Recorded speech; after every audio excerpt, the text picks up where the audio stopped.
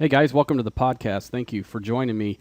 Today is August 21st. It's Wednesday, and we got the Fed minutes today, which really changed the stock market at least briefly. I'll kind of zoom in here on a 1 minute picture, and you can see what happened with the Dow Jones, and you can probably tell when the Fed minutes were released as well. So we were really drifting all day. Kind of started to rally back a little bit. Nothing too intense.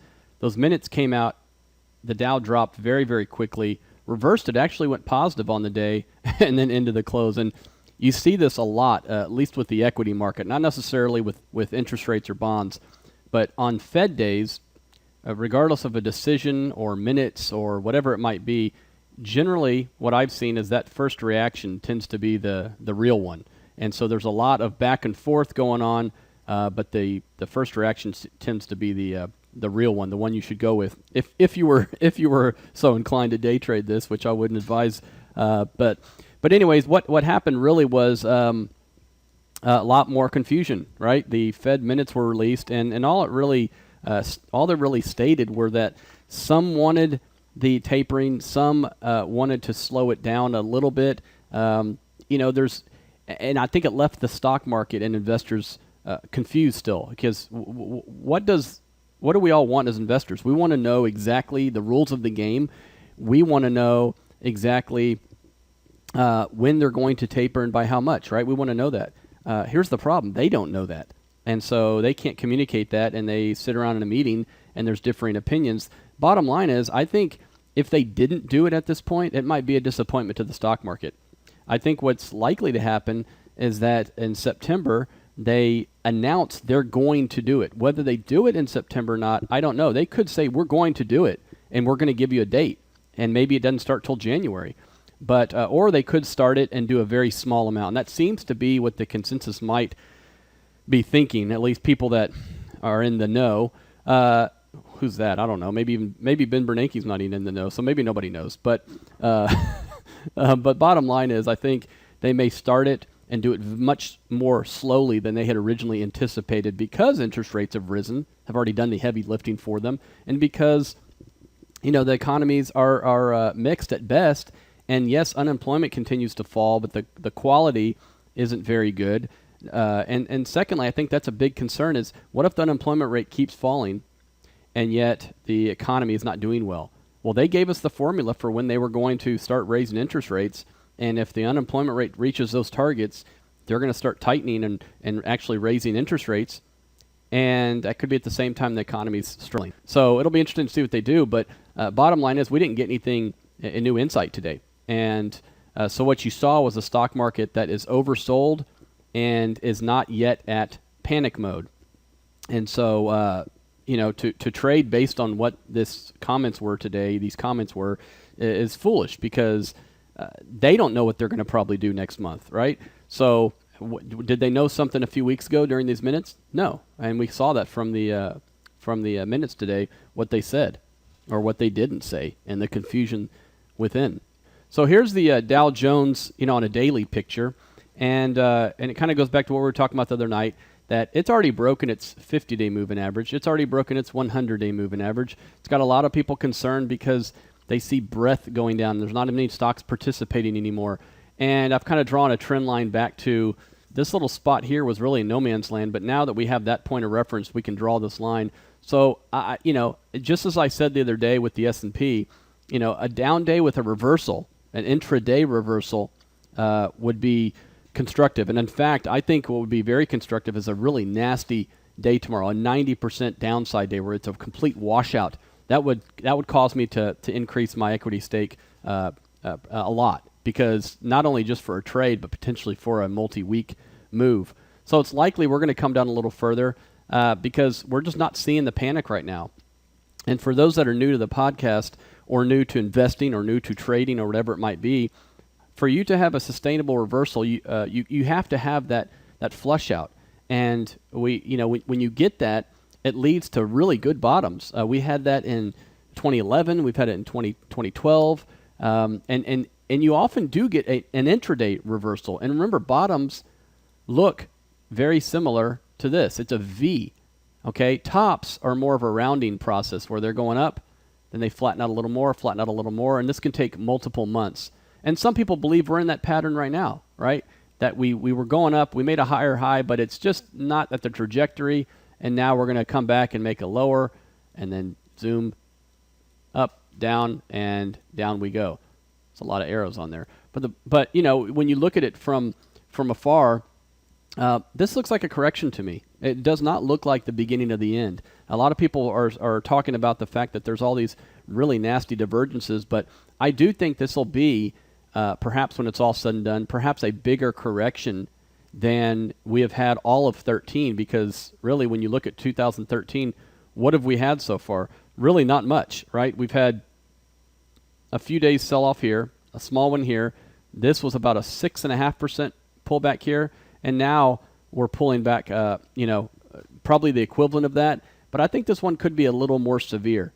Even if it takes us to the 200-day moving average, it could zigzag down there.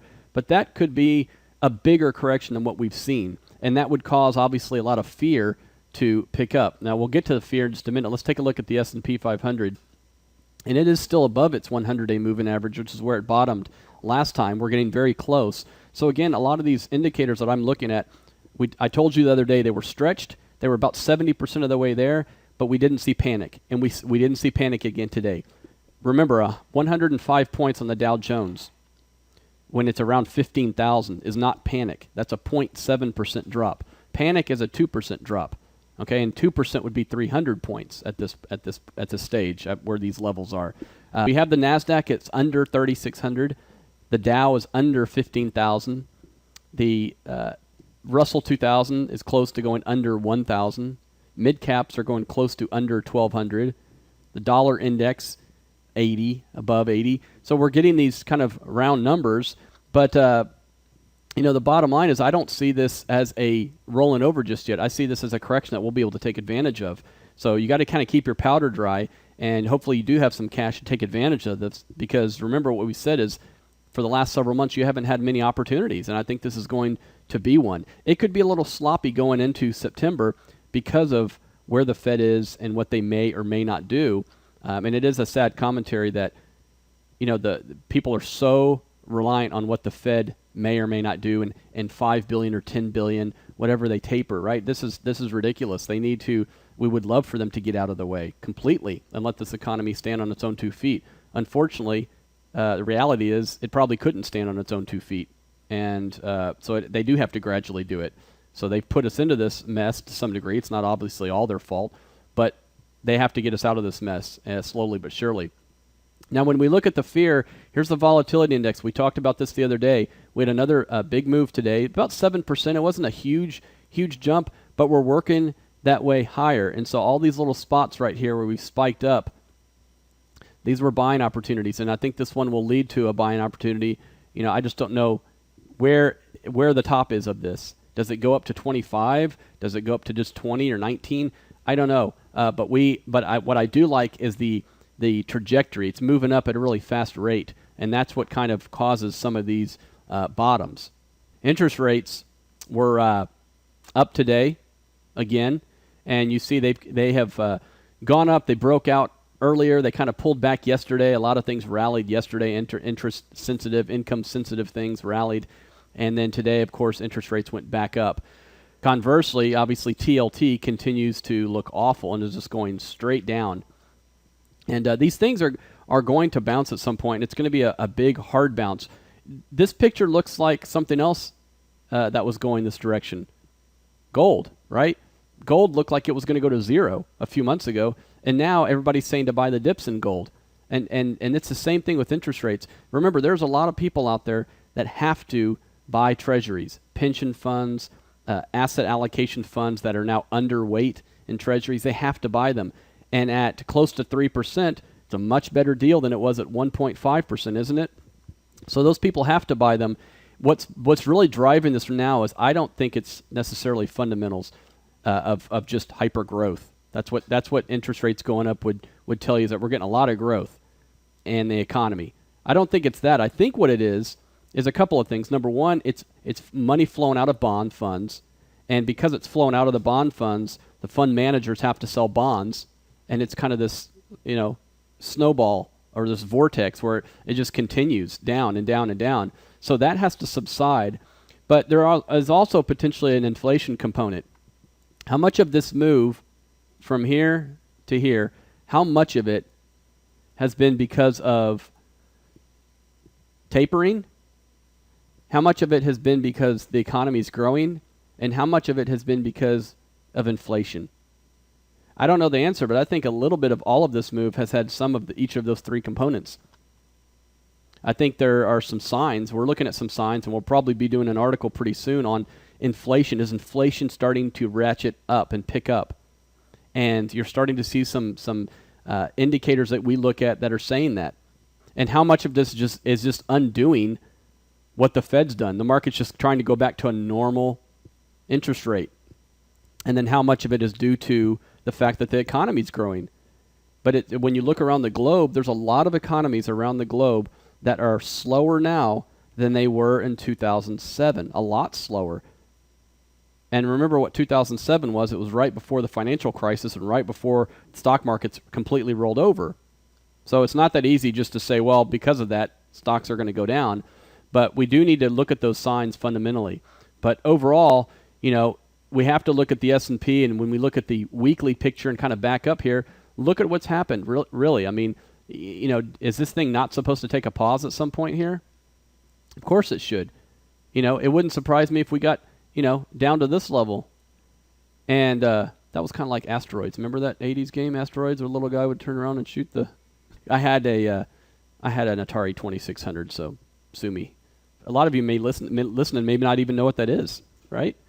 And in fact, even some of you older folks may not know what that is. I may be sandwiched in between there. I grew up in the 70s and 80s, and I played Atari 2600. Technology has come far, though, but I digress. So here we are. The stock market could come back down easily to sub 1600, easily, and it just be a correction. And in fact, you could extend this out. It could come down to here and be in a correction. That could be in a correction, and so, but this may be a little more of a violent correction than what investors have been used to. There's a lot of complacency where people the last year or so have been thinking that they can just blindly put their money into a mutual fund or ETFs and not watch it. And it's worked very well the last 12 months, very well. Most hedge funds are flat to up just a couple percent for the year. And that's because there's not a lot of things that have worked this year except for the good old US of A stock market. That's been the one thing that has worked this year.